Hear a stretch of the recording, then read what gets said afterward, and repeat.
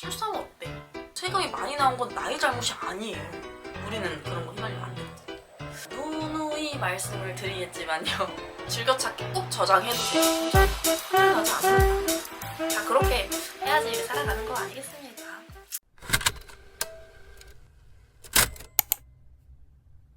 안녕하세요 여러분, 경근당근입니다. 오늘은요 오랜만에 Q&A 영상으로 찾아왔습니다. 예! Q&A 영상은 굉장히 오랜만이긴 합니다만 제가 커뮤니티 게시물에 Q&A 영상 한다고 공지를 올렸었는데 몇 가지 질문을 남겨주신 분들이 계셔가지고 제가 얼른 모아가지고 가져와 봤습니다. 그래서 하나씩 얘기하면서 좀 자세하게 알려드릴 수 있는 시간 보내도록 하겠습니다. 첫 번째 질문부터 시작해보도록 하겠습니다. 항상 좋은 영상 만들어주셔서 감사해요. 완전 신입 세무대리인인데 정보 검색하는 팁이 너무너무 필요해요. 대표님들이 물어보는 것을 잘 검색해서 찾을 수 있는 방법 알려주세요. 하트. 좋은 영상이라고 봐주셔서 감사합니다. 일단 지금 이 질문을 제가 첫 번째로 가져온 이유는 신입 세무대리인 분들께서 생각보다 검색을 많이 안 하세요. 이게 사실 저는 5년, 6년이 돼도 지금 네이버랑 항상 함께 하거든요. 제가 배운 걸 토대로 제 머릿속에서 끄집어서 이렇게 안내를 드리는 것도 좋지만 저희는 너무너무 세법이 다양하고 다양한 상황들이 너무 많다 보니까 일일이 다 외우고 있을 수가 없잖아요. 결정적으로 세법이 바뀌기도 하고. 그렇기 때문에 무언가를 안내를 나갈 때 저는 좀 정보 검색 도움을 좀 많이 받고 있는 편인데 검색을 하는 게 뭔가 눈치를 보시는 분들이 꽤나 있더라고요. 저도 처음에는 좀 그랬기 때문에 공감이 되는 부분인데 만약에 제가 신입으로 돌아간다면 그때부터라도 정보 검색을 이렇게 했었으면 뭔가 더 빨리 성장할 수 있지 않았을까라는 생각을 좀 몇 번 했단 말이에요.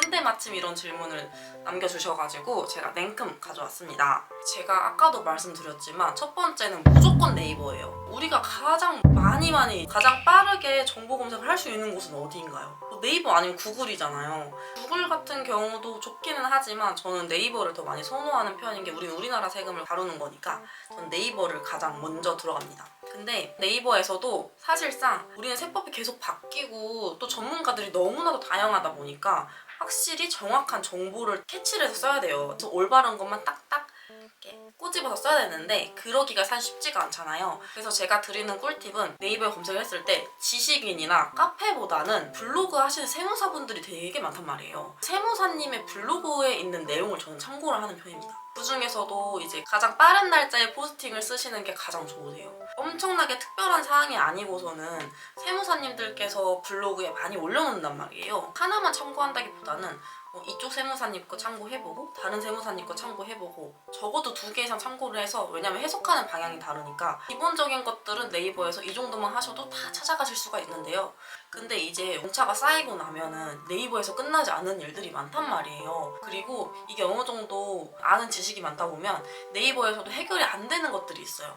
왜냐면 누군가가 이건 이렇게 하는 게 맞다라고 포스팅을 해놨어도 그 증거 자료를 봐야 될 때가 있단 말이에요. 저는 지금 뭔가 많이 연차가 좀 쌓여가지고 좀 그런 상황들이 많이 생기면 블로그에서는 자문을 구하는 정도로 이 세무사님의 의견은 이러하구나 까지만 캐치를 하고 나머지는 제가 세법을 찾아봐요. 난 내 눈으로 그걸 확인을 해야 되는 사람이란 말이에요. 요즘은 정보가 너무 과잉 시대라서 잘못된 정보 하나쯤 있을 수가 있거든요. 그래서 저는 2가지를 같이 활용을 하는데 그 세법을 어디서 보는지, 어디서 그 증거를 확인하는지에 대해 알려드리겠습니다. 이 사이트는 제가 알려드리면 즐겨찾기 꼭 저장해두세요. 이거 진짜 유용하거든요. 바로 국세법령정보시스템이라는 사이트가 있습니다. 이게 뭐냐? 우리가 보면은 세법 관련돼서 그 항목들, 조항들이 다 일일이 나열되어 있는 백과사전 같은 사이트예요. 이렇게 뭐 기사 같은 거 나오잖아요. 그러면은 이러이러한 법은 소득세법 몇 항에 따라서 이렇게 시행한다 이렇게 나오잖아요. 그 소득세법 몇 조 몇 항 이게 거기 나와 있는 거란 말이에요. 국세정보변경 시스템에 들어가면은 내가 찾는 것이 소득세법 5조 8항이다. 그러면은 소득세법 탭 들어가고 거기서 5조 찾고 거기서 8항으로 들어가면은 그 내용이 나와 있어요. 그거를 보고 실제로 맞는지 확인을 하고 또 이게 대표님들한테는 확실한 게 필요하니까 그 부분 캡처해서 같이 보내주면 훨씬 더 대표님 입장에서는 이렇구나 이해하기가 쉽겠죠. 그리고 믿음도 신뢰성도 생기고 그래서 저는 이 사이트를 보통은 항상 따라가서 보는 편이에요. 웬만한 법령 정보는 거기 다 나와 있거든요. 그래서 좀 어느 정도 연차가 쌓이다 보면 네이버의 블로그 같은 곳에 이렇게 막 법령 정보를 찾기 위해서 검색하는 과정을 떠나서 그냥 이거는 소득세법도 있고 법인세법도 있으니까 거기 들어가서 찾아보면 되겠구나 하고 그냥 바로 그 사이트 들어가서 찾아본단 말이에요. 조금 이게 어려우신 분들은 이렇게 앞에 네이버 이용하시면 되고 그렇게까지 찾아가지고 법령 정보를 찾았어요. 찾았는데 보통 법령 정보는 전문 지식 용어로 뭐 어쩌고 저쩌고 이렇게 나와 있으니까 사실 한국말인데 한국말 아닌 것처럼 써있단 말이에요. 이해하실 거예요. 이게 무슨 느낌인지. 그러기 때문에 법령 정보를 찾긴 찾되 이해 안 되면 이제 그거 가지고 사수나 세무사님한테 조언 받으시면 되세요. 그러면 이제 얘가 여기서 이런 자료까지 찾아와서 이렇게 한다고 열심히 하네 좀 이뻐할 수도 있고 네, 그걸로 인해서 내 지식도 좀 높아지고 이 정도면은 저는 사실 뭐 충분하다고 생각하거든요. 정보 검색 팁을 제가 요약을 해서 다시 한번 말씀드리자면 첫 번째, 물론 네이버랑 친밀하게 지내세요. 모르는 거 다 네이버에 검색하면 다 나옵니다. 간단한 거. 네이버 검색을 한다. 그리고 두 번째, 이거에 대해서 뭔가 확실한 증거를 찾고 싶다 한다면 국세법령정보시스템이라는 사이트 들어가서 법령 정보를 찾아본다. 그거에 대해서도 모르겠다 하면은 우리 최고의 사수분님한테 가시면 됩니다. 만약에 사수분이 없으시다 한다면 저한테 오시면 됩니다. 많이 찾아볼수록 훨씬 더 좋습니다. 이어서 다음 두 번째 질문 가보도록 하겠습니다. 안녕하세요. 영상 항상 잘 보고 있습니다. 감사합니다. 신고 기간별 전화 응대 방법 있을까요? 세금 관련 응대가 어렵네요. 이 질문 제가 좀 많이 받았던 것 같아요. 세금 안내해줄 때 어떻게 통화하시는지. 우리 세무대리인들은 거래처들과 통화만 잘해도 진짜 반절 이상은 성공한 거거든요. 세금을 안내를 드린다는 거는 돈을 내세요 라는 말이기 때문에 사실 그 부분은 굉장히 예민한 부분이잖아요. 그래서 이런 세금 안내하는 서비스에 대해서도 나만의 노하우나 꿀팁이 있어야 돼요. 여기 낙초 왔는데 보실래요? 귀여워. 신고 기간별로 전화응대 방법을 설명을 드리자면 일단은 하반기에는 크게 힘드신 게 없으세요. 왜냐면 세금 불러줄 게 없으니까. 그래서 저는 상반기로 스킵을 하겠습니다.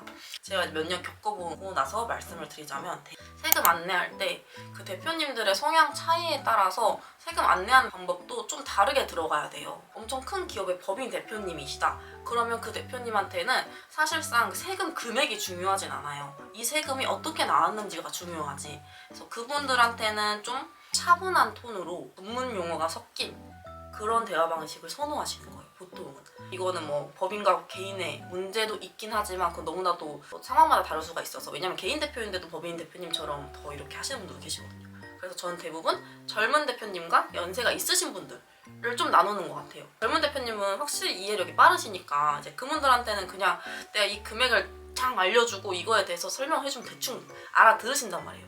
근데 이제 좀 나이가 있으신 분들, 세금에 대해서 지식이 많이 부족하신 분들은 일단 돈밖에 안 들리니까 그분들한테는 절대 세금을 먼저 안내해주지 않습니다. 방법을 아예 다르게 들어가요. 대표님 이번에 세금이 얼마가 나왔어요. 납부하셔야 돼요. 이렇게 먼저 얘기 안 합니다. 그러면은 그 대표님들은 그 세금 얼마에 꽂혀서 그 뒤에 말은 아예 안 들린단 말이에요. 그냥 처음부터 대표님 저희가 신고가 끝났는데요. 이번에는 매출이 얼마가 나왔고 생각보다 매입이 좀 많이 없으시더라고요. 이렇게 빌드업을 까는 거예요. 그때는 진짜 집중을 해서 들어요. 본론 가기 전까지. 왜? 그 세금이 궁금하니까 듣게 된단 말이에요. 그렇게 하다가 그래서요 대표님 세금이 이번에는 이만큼을 납부하셔야 돼요. 이렇게 얘기하면 대표님께서는 아니 또 충격을 받겠지만 아니 세금이 그렇게 많이 나와요 라고 말할 수는 없는 게 앞에 이렇게 나왔다고 얘기를 했으니까 그런 대표님들 사이에서도 또 그렇게 물어보시는 분들이 있어요. 그래서 그런 경우에는 당황하지 말고 대표님 제가 아까 설명을 드렸잖아요. 매출이 이래서 세금이 어쩌고 어쩌고 이렇게 설명을 해드리면 됩니다. 확실히 이런 방법으로 진행을 하면 통화하는 시간이 줄어들어요. 확실히 역정 내실 수도 있고 서운해하실 수도 있고 속상해하시는 분들은 분명히 있습니다. 근데 그런 분들한테 살짝 그래도 내가 조금이라도 감정을 조금 할애할 수 있다 라는 점이 있어요. 그리고 이거는 제가 누누이 말씀을 드리겠지만요. 제가 신고를 할 때도 꼭 직전 신고서를 꼭 펴놓고 하라고 했잖아요. 납부서를 불러줄 때도 직전 신고서를 꼭 가지고 불러주세요. 세금이 비교적 많이 나오거나 적게 나온 거는 분명히 이유가 있습니다. 그래서 그 이유를 파악하기 위해서는 바로 직전분기 신고서를 봐야겠죠. 직전분기에는 매출이 이만큼이었는데 올해는 매출이 1,000만 원 더 늘었어요. 그럼 당연히 세금 많이 나올 거 아니에요. 근데 이런 거를 바로바로 대표님이 왜 세금 많이 나왔어요? 저번에는 얼마 냈는데 했을 때 바로 답변을 가야 돼요. 그래야지 대표님한테도 아 그렇구나라는 게 빨리 인식이 되니까. 그래서 제가 보통 납부서 돌릴 때 아 뭔가 이 대표님은 좀 세금에 대해서 예민하신 분이시다, 유독 그런 성격이 있으시다 라고 한다면 저는 직전분기 신고서를 펼쳐놓고 전화를 걸어요. 빠른 대비를 하기 위해서. 전 조금이라도 휘말리면 그때부터 끝나거든요. 우리는 그런 거 휘말리면 안 되거든요. 그 이유를 직전분기랑 비교해서 이렇게 설명을 하나하나 차근차근 해드리면 대부분의 대표님들은 여기서 다 인정을 하십니다. 근데 만약에 그런 상황에서도 그냥 이 상황이 너무 속상하셔가지고 이렇게 울분을 토하시는 분들이 계세요. 저 진짜 그런 분들 되게 많았거든요. 근데 그럴 때는 방법은 딱 하나예요. 최대한 공감을 많이 해줘야 돼요. 내가 사회화 파워 F가 돼야 돼. 그때는 이거는 어쩔 수 없습니다. 정말 많은 진상 대표님들을 상대해보면서 터득한 건데요. 공감만큼 좋은 게 없는 것 같아요. 맞아요. 근데 만약에 저는 진짜 대표님들 공감하는 게 너무 힘들어요. 통화하는 게 너무 어려워요. 할 때 꿀팁이 있어요. 그냥 아주 간단합니다. 통화를 할 때 대표님 했던 말 따라하세요. 그러면 돼요. 예를 들어서 세금이 100만 원이 나왔어요. 이렇게 많이 나왔어요. 그러면 아 그쵸 많이 나왔죠. 아, 저 진짜 요즘 장사가 안 돼서 힘들어 죽겠어요. 그러면 아 그니까 힘드실 것 같아요. 이렇게 그냥 뒷말을 따라하세요. 공감 안 돼도 그냥 그럼 공감하는 것 같단 말이야. 우린 그렇게 살아가야 돼. 보통 이렇게 하면은 좀 되게 괜찮긴 한데 제가 지금 말씀을 추가로 드려야 될 게 있는 건 대표님들이 뭔가 나도 그럴 것 같긴 해. 사람이라서 어쩔 수 없는 게 5월에서 7월 가면 이제 세금을 그 전보다 적게 불러줘도 훨씬 더 예민하게 받아들이세요. 왜? 왜냐면 난 1월에도 세금 냈고 3월에도 세금 냈는데 5월에도 또 세금 내라 그러는데 진짜 끝났다 하면서 7월에 세금 또 내래. 근데 7월부터 점점 완전 예민하시단 말이에요. 세금 불러줄 때마다 아 저번에는 얼마 내셨지만 이번에는 이만큼을 왜 내야 되는지 확실하게 설명을 해야 돼요. 그리고 가면 갈수록 공감 능력도 많이 발휘하셔야 되고. 그렇지만 하나 딱 말씀드리고 싶은 건 꼭 당당하게 말씀드려야 돼요. 내가 뭐 이런 거에 이제 세금 많이 나와가지고 대표님이 이렇게 저렇게 해가지고 해서 휘말리면 안 된다는 말이에요. 왜냐면 이 세금은 내가 만든 세금이 아니고 세금이 많이 나온 건 나의 잘못이 아니에요. 이런 거에 대해서 당당을 갖고 계셔야 돼요. 세금 많이 나왔어요. 왜 이렇게 많이 나왔어요? 하고 그러면 겁먹지 마세요. 대표님 팩트가 그래요. 이런 식으로 가야 되는 거예요. 이런 마인드만 갖고 있으면 사실 전 이제 대표님한테 세금 불러주는 게 무섭지 않거든요. 뭐라 해도 나는 당당하게 말할 수 있으니까. 이런 마인드를 가지셔야 되고, 이건 진짜 꼭 당부를 드리는 말씀인데 내가 힘들다고 해서 아 다음엔 세금 많이 안 나올 거예요, 다음엔 적게 나오게 해드릴게요 이렇게 달래시면 안 돼요. 절대 이런 얘기는 절대 보장을 해서는 안 됩니다. 왜? 기가 막히게 또 이런 건 기억해요. 아니 저번에 낼 때는 적게 낸다면서 왜 더 많이 나왔어요? 이런 말 할 말 없잖아. 이거는 제가 세금 납부하는 거에 대해서만 말씀을 드린 거지만 요즘 따라 이 질문들이 정말 많이 저한테는 오고 있어가지고 전화하는 것 자체로 제가 컨텐츠를 한 번 더 만들어 볼 생각이 있으니까요. 전화 관련해서 궁금하신 점이 있다면 댓글 남겨주세요. 세 번째 질문입니다. 안녕하세요. 3달차 신입입니다. 어머 완전 우리 새싹이시네요. 손익계산서 비율 보는 법 설명 좀 부탁드릴게요. 아니 3달 차인데 벌써 손익계산서를 보세요? 대단하신데요? 저는 손익계산서를 1년 차에서는 그냥 있으니까 봤지 그때는 어떻게 보는 법을 몰랐고 한 2년 차 때부터 정확히 파악을 했던 것 같아요. 근데 그거는 몰라서 그런 거고 제가 알려드리면 금방 될 거랍니다. 손익계산서 비율 보는 팁 알려드릴게요. 항상 우린 비교식으로 나오잖아요. 작년 대비 매출 총 이익의 비율이에요. 매출 총이익. 그리고 단기 순이익의 비율 차이예요. 이 비율의 차이가 많이 나는지 안 나는지 이게 가장 중요합니다. 매출 총이익 비율의 차이가 많이 난다면 그만큼 상품이나 제품의 단가가 오르거나 아니면 마진율이 많이 달라졌음을 의미하기 때문에 이거는 그냥 사업적으로 많은 변화가 있었다는 거거든요. 대표님께 물어봤을 때 아 맞아요 이번에 이거 가격이 많이 올라가지고 마진율이 많이 떨어졌어요 이런 것들을 파악할 수가 있어요. 근데 이게 뭐 비슷하다 라고 한다면 그냥 뭐 무난하겠구나 아무 문제가 없는 거로 넘어가면 되는 것이고, 만약에 상품 등이 없는 거래처들도 있잖아요. 서비스업 같은 경우는 매출 총이익이 그냥 그대로기 때문에 그때는 판관비의 비율을 따질 수밖에 없어요. 단기 순이익 비율만 본다는 거죠. 작년 대비 매출이 비슷한데 단기 순이익 차이가 크다면 이건 경비가 누락됐을 경우가 많아요. 또는 경비가 과다하게 들어갔을 경우가 많고요. 왜냐면은 개인용으로 산 건데 사업용으로 세금 계산서 받아버린 거 이런 것들은 빼야 되니까. 작년 기준 비율을 올해 매출에 환산을 해보세요. 작년에 당기순이익이 한 10% 나왔어요. 그러면은 올해 매출에 10% 곱해보세요. 그러고 나서 손익계산서를 한번 봐보세요. 그만큼의 차이가 크다면 그러면 대표님한테 바로 콜하는 편입니다. 토탈적으로 다시 말씀을 드리자면 손익계산서 비율 중에 중요한 거는 매출 총이익의 비율과 당기순이익의 비율이고, 얘네가 차이가 많이 난다면 사실관계 확인하는 건 사실 대표님한테 가는 게 가장 빠르고요. 그리고 판매비와 관리비 쪽에서 좀 확인을 하고 싶은 거는 계정 과목 하나씩 들어가 보면 정말 좋지만 그러기 힘들 때는 그냥 가장 큰 차이가 나는 과목들 한두 개만 보다 보면은 보통 답은 나옵니다. 이 정도에서 뭔가 문제가 있는 경우는 대부분의 이유는 다 사업용 카드를 등록을 안 했거나 또는 세금 계산서나 그런 걸 누락했을 경우가 큽니다. 이 정도만 하셔도 사실 손익계산서는 더 이상 게 없습니다. 나머지는 보통 전 재무상태표를 좀 중요하게 보는 편이라서요. 근데 사실 재무상태표는 지금 그렇게 보지 않아도 괜찮습니다. 네 번째 질문입니다. 안녕하세요 당근님. 전부터 궁금해왔던 부분인데요. 법인과 개인, 성실, 각각 가결산하는 순서와 팁 하면서 꼭 유심히 봐야 할 것들 너무 궁금합니다. 그리고 업체 파악하시는 팁도 궁금합니다. 가결산 힘들죠. 가결산 순서가 법인, 개인, 성실이라고 해서 크게 다르진 않거든요. 그냥 하나로 통틀어서 제가 하는 방식대로 알려드리자면, 일단 첫 번째는 급여 입력하고 사대보험 예수금 상기하는 거, 두 번째 감가상각비 분개하는 거, 그리고 세 번째 대표님들한테 받았던 자료들 중에서 영수증이나 접대비 같은 거 있잖아요. 그런 자료 입력하는 거, 그리고 네 번째 계정 과목 검토, 금액 차이 많이 나는 것 또는 작년에 없었는데 올해 있는 것들, 작년에 있었는데 올해 없는 계정 과목, 이런 거 파헤쳐 보는 거, 그거를 말씀하는 거예요. 다섯 번째는 결산 자료 입력 가가지고 거기서 기말 재고 입력하고 분계 전송하는 거예요. 이거는 재고가 있는 곳들만, 그러니까 서비스업 이런 데들은 해당이 안 되고요. 그리고 나서 마지막으로 부가세 상계를 합니다. 저는 이렇게 하면은 가결산 끝나요. 크게 많은 걸 할애하지 않습니다. 근데 좀 뭔가 시간이 많이 있어가지고 조금 더 유심히 보고 싶다라고 한다면 그냥 저는 재무상태표 들어가거나 아니면 합계산의 시산표 있잖아요. 들어가서 계정 과목 하나씩 다 눌러봐요. 그러다 보면은 이제 차변에만 있어야 되는 건데 대변에 갑자기 뚱 하고 튀어나온 것도 있고, 그럴 때 하나씩 잡아가면 또 그게 되게 희열감이 있거든요. 되게 진짜 어떤 식으로 진행해야 될지 모르겠다라고 하신다면 손익계산서와 재무상태표 펴보고 하나씩 들어가 보시는 것도 방법이에요. 성실은 또 다르거든요. 법인이랑 개인이랑 성실 중에서 법인은 통장 입력이 중간에 있고, 이건 사무실마다 다를 것 같아요. 성실 사업자는 통장이 들어가요 사실.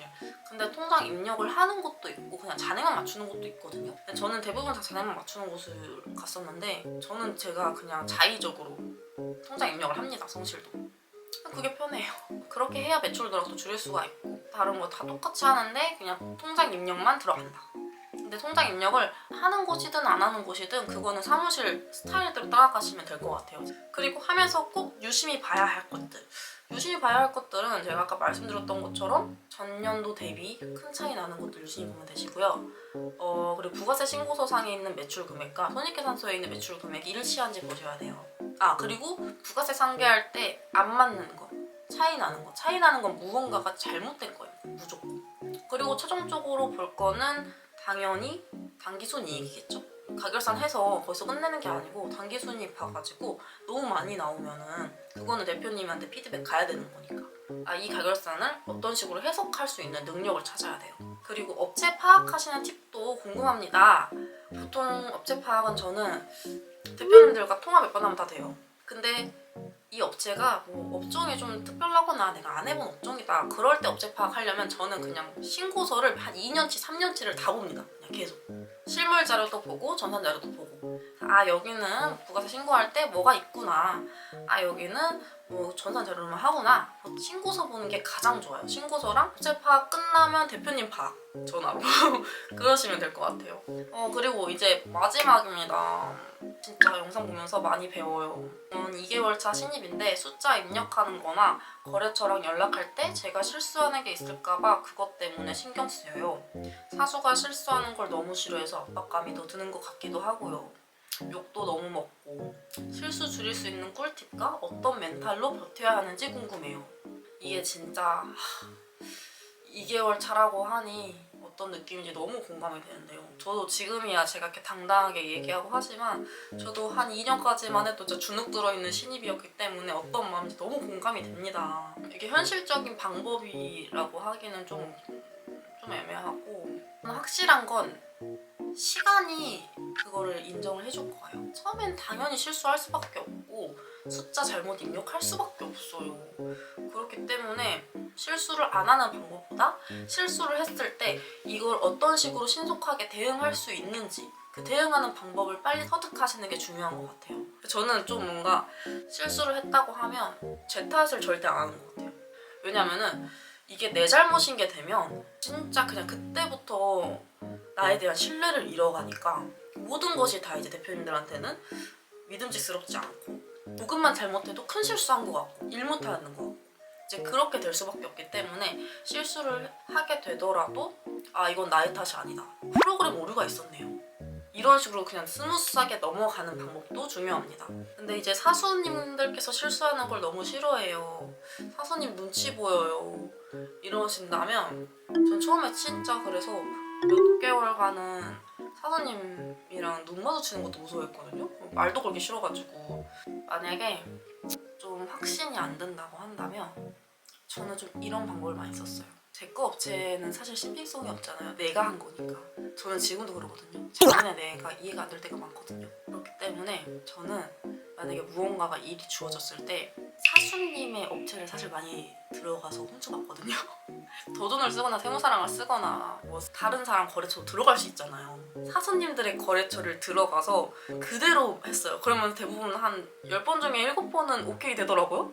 이거 왜 이렇게 했어요? 그러면 아, 사실 제가 좀 헷갈려서 대리님의 업체를 좀 봤어요. 한다고 해서 뭘 할 수가 없을 거예요. 그것도 약간의 노하우다, 꼼수다라고 생각을 하고요. 그리고 거래처랑 연락할 때 실수하는 거. 저도 이거 진짜 스트레스였거든요. 대표님들이 물어볼 때 이거는 어떻게 하면 되는 거예요? 이게 맞나요? 했을 때 내가 생각했을 때는 맞는 것 같아요. 근데 아닐 수도 있잖아. 그러면 부분은 제가 맞는 걸로 알고 있는데요. 아, 그 요번에 좀 세법이 개정됐다고 한 것 같은데 제가 다시 한번 알아보고 확실하게 연락드려도 될까요? 하고 끊어요. 바로 알려주지 마.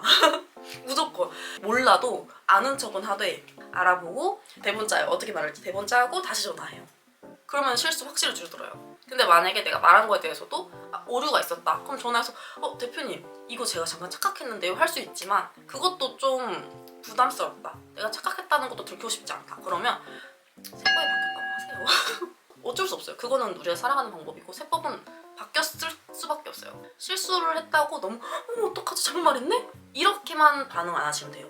어머 어떡하지가 아니고 어머 프로그램이 잘못됐다고 해야지 하고 전화하면 되십니다. 다 그렇게 해야지 이게 살아가는 거 아니겠습니까? 이런 실수에 대해서 지금도 사실 뭐 부담감도 있고 겁도 있긴 하지만 이 겁을 좀 많이 없애게 된 멘탈 방법은 실수하면 어때? 이 생각을 좀 많이 제 스스로 머릿속에 박았던 것 같아요. 물론 이런 생각을 박아주게끔 도와주신 분들도 많지만 사실 어느 직종 가도 실수는 있을 수밖에 없으니까 그냥 실수는 어딜 가서도 할 거예요. 내가 원숭이도 나무에서 떨어진다는데 어떡해. 그냥 실수는 받아들여요. 대신에 실수가 밥 먹듯이 습관이 되면 안 되지. 한 번 실수했던 걸 또 실수한다? 그거는 이제 나한테 채찍질을 조금 하시고 그만한 사유가 다 있었을 거 아니에요. 그때 최소한의 선택이 잘못된 실수였다는 거를 깨달았을 때는 그냥 털고 일어나셔야 돼요. 아예 실수를 할 수 있지. 다음 건 더 잘해보자. 멘탈이라고 할 것도 그냥 받아들이세요. 이 일은 실수가 많은 일일 수밖에 없다. 그리고 실수를 하더라도 충분히 내가 대응할 수만 있다면, 일어날 수만 있다면 괜찮다. 큰일 나지 않는다.